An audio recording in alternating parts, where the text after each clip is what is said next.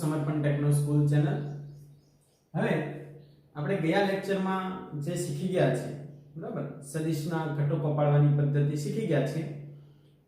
આજે આપણે બે ક્વેશ્ચન જોવાના છે જે તમારા માટે ખૂબ અને ખૂબ આઈએમપી છે, મોસ્ટ આઈએમપી પણ ગણી શકો છો, એમસીક્યુ ગણવા માટે પણ અને થિયરી સ્વરૂપે પણ બરાબર છે। તો ચાલો આપણે શરૂ કરીએ। એમાં પહેલો ક્વેશ્ચન છે સદિશોના સરવાળા માટેની બેઝિક રીત જણાવો।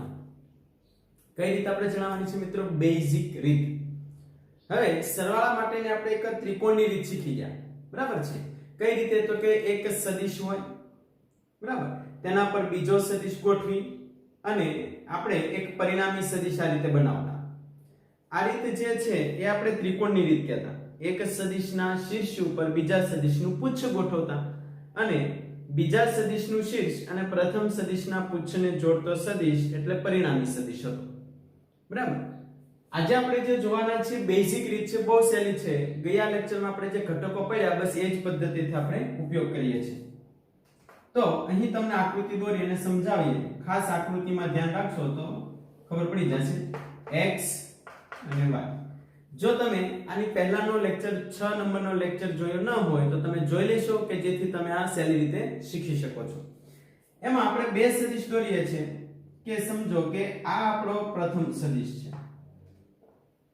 જેને આપણે નામ આપીએ છીએ સદિશ A, અને એક આપણો બીજો સદિશ છે જેને આપણે નામ આપીએ છીએ સદિશ B બરાબર। સદિશ A અને સદિશ B બંને બનાવેલા ખૂણા x અક્ષ સાથે અહીં તમે બનાવી શકો છો। આને બનાવેલો ખૂણો તેમજ સદિશ B એ પણ x અક્ષ સાથે બનાવેલો ખૂણો।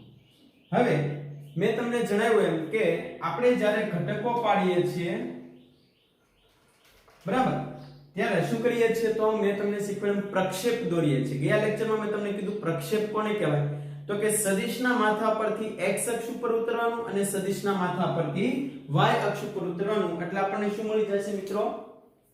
એનો પ્રક્ષેપ। સમજો કે આ જે સદિશ છે તેના માથા પરથી આપણે નીચે ઉતરીએ તો અહીં જે બનશે એ પ્રક્ષેપ થશે અને આ એક એનો પ્રક્ષેપ થશે। જેવી જ રીતે જે આપણો સદિશ B જે છે તેના ઉપરથી તમે નીચે આવશો તો એક પ્રક્ષેપ બનશે અને y અક્ષ ઉપર જશો તો એક પ્રક્ષેપ બરાબર। તો અહીં આપણે લખીએ છીએ કે આકૃતિમાં સદિશ A અને B દર્શાવેલ છે।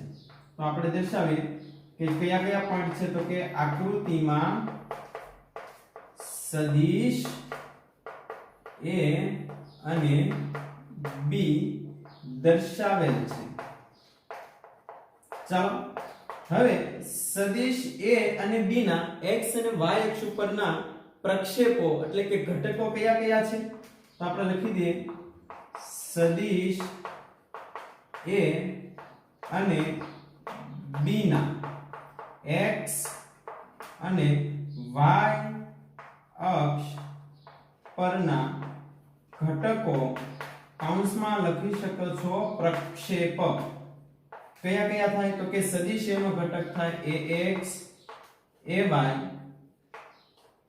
અને સદિશ B ના પ્રક્ષેપો કયા કયા થાય? bx અને by છે। મતલબમાં તમને ખ્યાલ પડી ગયો કે સદિશ A છે તેના શીર્ષ ઉપરથી જો તમે નીચે બનાવશો તો આ જે છે એ ax બનશે અને તેના માથા પરથી જો તમે જશો તો આ ay બનશે। તેવી જ રીતે સદિશ B ના શીર્ષ ઉપરથી જો તમે નીચે આવશો તો આ જે તમને બને છે એ તમને કહેવાય ax bx અને અહીંયા જે તમે બનાવશો તે બનશે by બરાબર છે। આ bx અને by, આ ax અને ay। તો આપણો સદિશ જે છે શેના બનેલા છે? તો અહીં તમે લખી શકો છો સદિશ A ના બે ઘટકો પડ્યા, એક તો ax આ એટલે x દિશામાં અને ay એટલે કે z દિશામાં બરાબર છે। આપણને ખબર છે એકમ સદિશને શેના તરીકે લખીએ છીએ? સદિશ B આપણો છે શેનો બનેલો છે? bxi અને by જેનો બનેલો છે। બહુ સિમ્પલ ટોપિક છે, bxi byj બરાબર।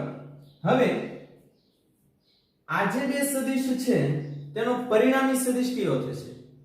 હું બોલું છું તમને સમજાય છે કઈ રીતે? સદિશ A અને સદિશ B એ બંનેનો પરિણામી સદિશ હોય એટલે ax ઘટક જે બન્યો છે, અહીંયા bx ઘટક બન્યો છે, અહીં ay ઘટક બન્યો છે અને અહીં by ઘટક બન્યો છે. તો આ જે બંને છે એ y અક્ષ ઉપરના ઘટકો છે ને આ બંને છે એ x અક્ષ ઉપરના ઘટકો છે. તો પરિણામી સદિશને કેમ લખાય મિત્રો? તો કે પરિણામી સદિશ બંનેનો હોય તો આપણે આ રીતે લખીએ છીએ r a b. આ બંનેનો સરવાળો કરીએ તો શું બને છે જોશો તમે, a અને b ની કિંમત લખશો તો અહીં આપણે લખીએ છીએ axi ayj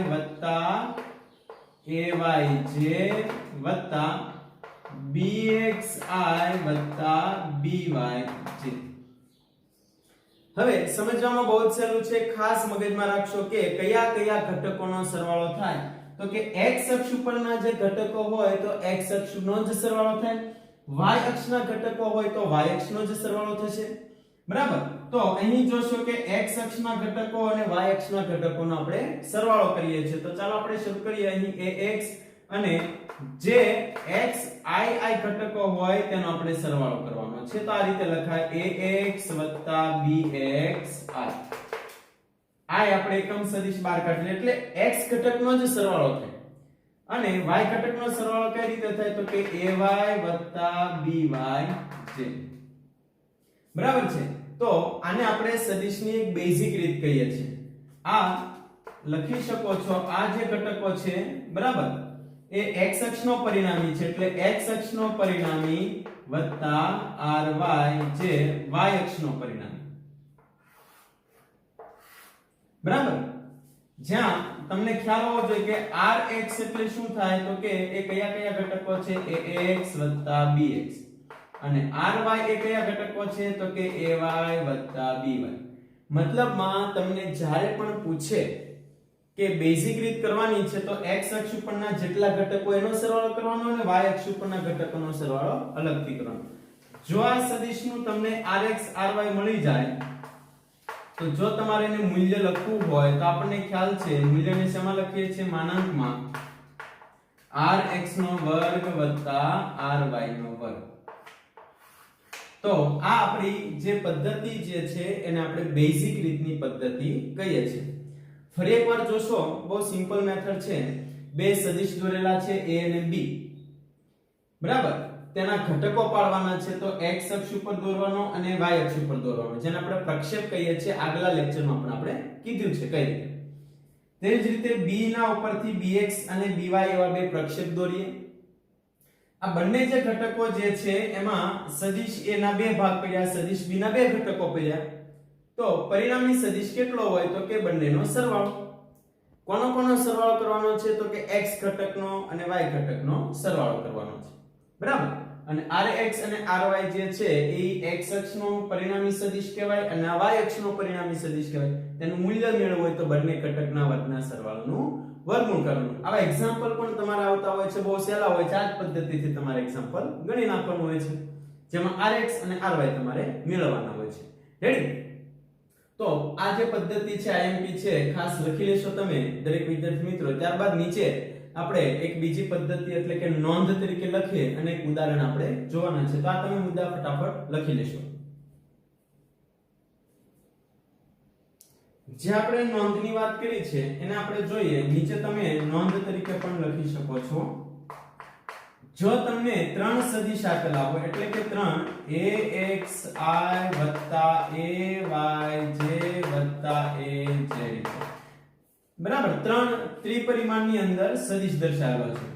તેવી જ રીતે સદિશ b ના પણ ત્રણ ઘટકો પડે bxi byj bz. તો મિત્રો જ્યારે આ બંનેનો સરવાળો તમે કરતા હોવ તો તમને ખ્યાલ હોવો જોઈએ કે કયા કયા ઘટકનો સરવાળો થશે? તો કે જે x ઘટકો હોય તેનો સરવાળો થાય વત્તા ay વત્તા byj અને વત્તા az વત્તા bzk. મતલબમાં x y અને z ત્રણેય ઘટકોનો અલગ અલગ સરવાળો કરવાનો. તો આ જે જવાબ આવે એ તમને મળે rxi ryj rzk. તેનું મૂલ્ય લખવું હોય તો તમને ખ્યાલ હોવો જોઈએ મૂલ્યને શેમાં લખીએ છીએ? માનાંકમાં ત્રણેય ઘટકના વર્ગના સરવાળાનું વર્ગમૂળ, જેને આપણે મૂલ્ય કહીએ છે બરાબર બહુ સિમ્પલ માહિતી છે એટલે તમે નોંધ કરીને આ પણ લખવું હોય તો લખી શકો છો જે ઘટક હોય એનો તમે સરવાળો કરવાનો છે રેડી ત્યારબાદ આપણે ઉદાહરણ 4.2 જોઈએ છે નોંધ પણ તમે સાથે લખી નાખશો તો ચાલો આપણે ઉદાહરણ 4.2 શરૂ કરીએ એ પહેલા તમને જણાવી દઉં કે ઉદાહરણ 4.2 જે છે એને સમાંતર બાજુ ચતુષ્કોણનો નિયમ પણ કહે છે અને આ નિયમ જે છે એ નીટ જેડબલ ગુજરાત બોર્ડમાં આઈએમપી છે અને તેનો ઉપયોગ તમારે ધોરણ 12 સુધી આવવાનો છે એટલે આપેલો જે ઉદાહરણ 4.2 છે આપણે મોસ્ટ ટાઈમ પે આપીએ છીએ અને ખાસ દરેક વિદ્યાર્થી મિત્રો આપેલા મુદ્દાને વ્યવસ્થિત સમજશે અને ત્યારબાદ લખવાનો પ્રયત્ન કરશે યાદ રાખજો નીટ જેડબલ ને ધોરણ 12 સુધી આ નિયમનો આપણે ઉપયોગ કરીએ છીએ તો અહીં આપણને શું આપેલું છે રકમમાં એનો આપણે ઉપયોગ કરીએ આપેલા સદિશો a અને b ના પરિણામી સદિશનું માન મિત્રો સદિશ a અને b આપેલા છે તેનો પરિણામી સદિશ બનાવવાનો છે તેનું મૂલ્ય ગોતવાનું છે અને જે બે સદિશ વચ્ચેનો ખૂણો જે છે થીટા એ કેટલો હોય છે એના પદમાં આપણે પરિણામી સદિશે બનાવેલો ખૂણો જે છે એ થીટાના પદમાં લાવવાનો છે રિપીટ કરું છું રકમ બે સદિશો આપેલા છે એને ગોઠવવાના છે અને પરિણામી સદિશે જે ખૂણો બનાવ્યો છે એ બંને વચ્ચેનો જે ખૂણો હોય એના પદમાં લાવવાનો છે એટલે સૌપ્રથમ પહેલા આપણે આપેલા સદિશને ગોઠવી અને આકૃતિ એક બનાવવી તો સમજો કે સદિશ a પહેલા દોરીએ છે ખાસ આકૃતિ સામે જોશો તો વિદ્યાર્થી મિત્રો તમને સમજાઈ જશે આ જે છે એ આપણો સદિશ a છે જેને આપણે નામ આપી દઈએ o અને આ બિંદુ જે છે એને આપણે નામ આપી દઈએ છીએ p આપણો સદિશ a હવે સદિશ b ગોઠવવો છે તો સદિશ b તમે અહીંયા પણ બનાવી શકો છો અને સદિશ b ને તમે અહીંયા પણ દોરી શકો છો આપણે શીખી ગયા છે કે બે સદિશો જો હોય તો એની વચ્ચેનો જે સદિશ હોય એનો પરિણામી સદિશ હોય અથવા આ સદિશ ઉપર જે બીજો સદિશ આવી રીતે ગોઠવો છો તો આ પરિણામી સદિશ થાય અથવા આ રીતે પણ જે ચોક ગોઠવો છો એ પણ પરિણામી સદિશ કહી શકો છો તો ફરીવાર કે અહીંયા જે આપણે સદિશ દોરીએ છે તો સમજો કે ભાઈ મેં આ જે પોઈન્ટ જે છે એને મેં નામ આપી દીધું સદિશ b છે આ બંને સદિશ વચ્ચેનો ખૂણો આપણે નામ આપી દઈએ છે થીટા છે તો ચતુષ્કોણ બનાવો છે મિત્રો તો આ જે બે સદિશ છે એના જેવા જ સેમ ટુ સેમ તમે આ બાજુ બીજા સદિશ બનાવી શકો છો તો એક આ સદિશ બનાવીએ અને એક બીજો આપણે આ સદિશ દોરીએ એટલે કે સદિશ a અને સદિશ b રેડી સદિશ a ના શીર્ષ ઉપર સદિશ b નું પુચ્છ ગોઠવ્યું આ સદિશ b છે આને પણ કહી શકો છો ને તો પહેલા સદિશનું પુચ્છ બીજા સદિશના શીર્ષને જોડતો સદિશ એ આપણો પરિણામી સદિશ થાય આ p છે આને નામ આપણે આપી દઈએ છીએ q અને આને નામ આપી દઈએ આપણે s તો આ જે છે એ આપણો પરિણામી સદિશ આવશે તેને એક સદિશ સાથે કેટલાનો ખૂણો બનાવ્યો છે આલ્ફા રેડી તો આ આપણી પદ્ધતિ જે છે એ તમે ખાસ જોઈ શકો આકૃતિ કઈ રીતે આપણે આગળ પણ દોરી ગયા છે સમાંતર બાજુ ચતુષ્કોણ અને આ આપણો મુદ્દો બની ગયો હવે આકૃતિમાં શું છે તો કે આકૃતિમાં OP બરાબર a અને OQ બરાબર b સદિશ દોરેલ છે તો આપણે એ પ્રમાણે લખતા જઈએ અને દર્શાવીએ કે આકૃતિમાં OP બરાબર a અને OQ બરાબર b સદિશ દોરેલ છે અને તેમની વચ્ચેનો ખૂણો કેટલો છે થીટા છે તેમની વચ્ચેનો ખૂણો કેટલો છે તો કે થીટા બે સદિશ વચ્ચેનો ખૂણો થીટા તમને આકૃતિ ઉપરથી દેખાય છે હવે OS જે છે OS એ શું બતાવે છે તો કે પરિણામી સદિશ છે તો તમે જોઈ શકો છો કે OS જે છે એ પરિણામી સદિશ છે અને આ રીતે આપણે ચતુષ્કોણ પૂર્ણ કર્યો OPSQ આકૃતિમાં ચતુષ્કોણ OPSQ દોરો તો ચાલો આપણે એક જ ચતુષ્કોણ દોર્યો હવે શું કરવાનું છે તો કે OS એ શું છે પરિણામી સદિશ છે. તો અહીં લખીએ કે OS બરાબર R એ શું છે પરિણામી સદિશ છે. એટલે કે R બરાબર સદિશ A અને B નો સરવાળો છે એવું તમે કહી શકો છો. રાઈટ, R એ A અને B નો સરવાળો છે. આ આપણે આગળ પણ અહીંયા સુધીનું શીખી ગયા છે. હવે શું કરવાનું છે તો કે આપણે આ જે પરિણામી સદિશ છે તેનું મૂલ્ય ગોતવું છે. પરંતુ આકૃતિમાં તમે જોશો તો આ પરિણામી સદિશનો જો ખૂણો શોધવો હોય તો આપણે ત્રિકોણની જરૂર પડે. ત્રિકોણ તો અહીંયા ત્રિકોણ બનતો નથી એટલે ત્રિકોણ બનાવવા માટે હું એક આ પોઈન્ટનો ઉપયોગ કરું છું કે જેથી એને આપણે નામ આપી દઈએ જે OP ઉપર આપણે SN ને લંબ દોર્યો. એટલે જોશો તમે મિત્રો અહીંયા એક ત્રિકોણ બન્યો OSN આ ત્રિકોણ બન્યો. બરાબર છે. તો બહુ સિમ્પલ અને સાદો મુદ્દો છે. સદિશ A ને આપણે આગળ લંબાવીએ તો જોશો અહીં કે સદિશ A અને B વચ્ચેનો ખૂણો કેટલો છે થીટા છે. તો અહીં પણ તમે કહી શકો છો સદિશ A અને B વચ્ચેનો ખૂણો એટલે કે આ જે ખૂણો છે એ પણ કેટલો હોવો જોઈએ થીટા છે.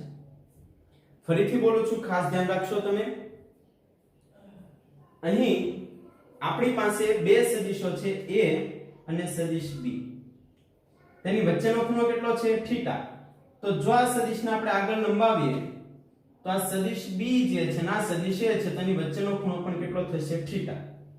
તો ખૂણાની નજીકના બે ઘટકો પડે જે આપણે આગળ શીખી ગયા છે કે સમજો કે આ કોઈ સદિશ હોય આ x અને y અક્ષ. તો ખૂણાની નજીકનો ઘટક કયો પડે b cos θ અને સામેનો ઘટક કયો પડે b sin θ. આપણે આગળ શીખી ગયા છે. તો અહીં તમે ઘટક પાડી શકો છો. આ જે છે આપણો n છે. અહીં તમે ઘટક પાડી શકો છો. કયા કયા ઘટકો પડશે તો કે સદિશ b ના ખૂણાની નજીકનો ઘટક પડશે b cos θ અને તેની સામેનો ઘટક પડશે b sin θ. મિત્રો આ ખાસ ધ્યાનમાં હશે. ખ્યાલ પડી ગયો? b cos θ અને b sin θ. ઘટક પાડતા ખાસ શીખી જશો.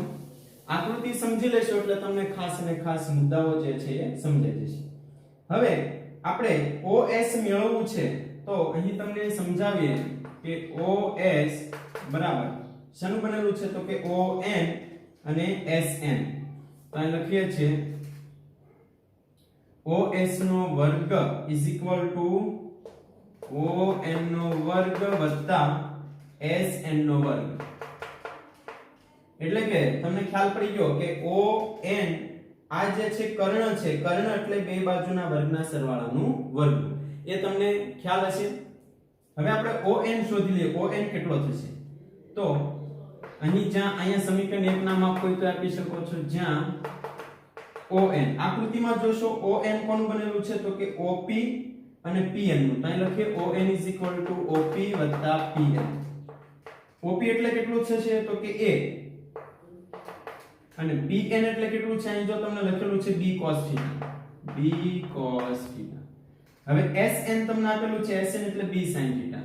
SN બરાબર b sin θ. આ બંને કિંમત છે એ આપણે ઉપરના સમીકરણમાં મૂકી દઈએ. OS2 ON ની જગ્યાએ કિંમત મૂકી દઈએ તો a b cos θ નો વર્ગ વત્તા SN2 એટલે આપણે કિંમત મૂકી દઈએ. આનો વર્ગ કરી દઈએ તો b નો વર્ગ અને sin2 θ થાય. મિત્રો આ જે પદ છે a b નો વર્ગ આપણે મેથ્સ ની અંદર આવી ગયું છે કે આ જે પદ જે છે કોના જેવું છે a b નો વર્ગ. એનું સાદરૂપ શું થાય a2 પહેલા પદનો વર્ગ બીજા પદનો વર્ગ 2 ગુણ્યા પહેલું પદ બીજું પદ આવું થાય. ફરીથી રિપીટ કરું છું. a b cos θ નો વર્ગ કોના જેવું છે a b ના વર્ગ જેવું છે.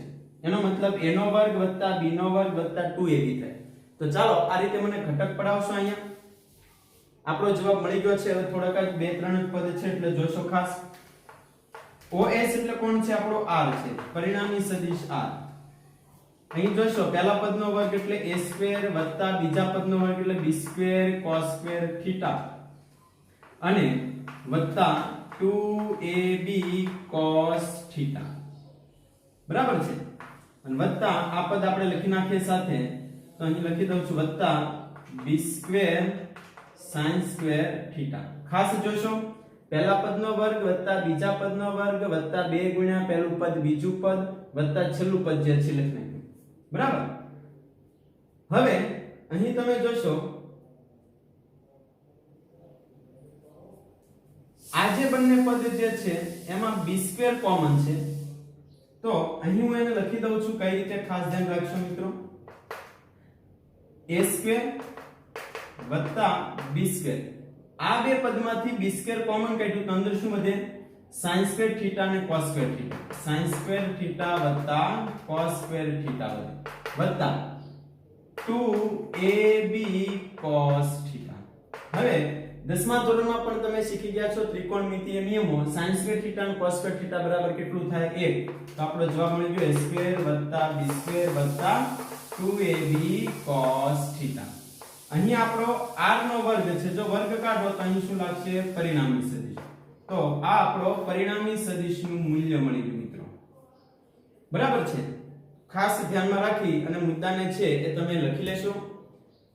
ફરી એકવાર તમને સમજાવી દો એટલે થોડુંક ઝડપ રાખશો જેથી તમે સરળતાથી સાદી રીતે એક્ઝામ્પલ શીખી શકો છો. બે સદિશ, બંને વચ્ચેનો ખૂણો થીટા, આ એનો પરિણામી સદિશ, બંનેને સરખી બાજુઓ એવો ચતુષ્કોણ બનાવ્યો OPSQ.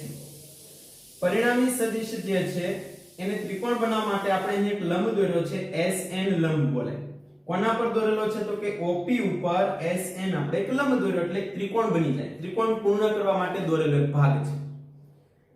આ ખૂણો થીટા હોય તો આ બે વચ્ચેનો ખૂણો પણ થીટા જ હોય, કેમ કે સદિશ A અને સદિશ B થીટા છે, તો આ સદિશ A અને આ સદિશ B થીટા. ખૂણાની નજીકનો ઘટક cos થીટા પડે, તેની સામેનો ઘટક sin થીટા પડે. તો અહીં જોશો કે OS કર્ણનો વર્ગ બરાબર બે બાજુના વર્ગનો સરવાળો. ON કઈ રીતે મેળવેલું છે? તો કે ON બે ભાગના ટુકડાઓ છે, A અને B.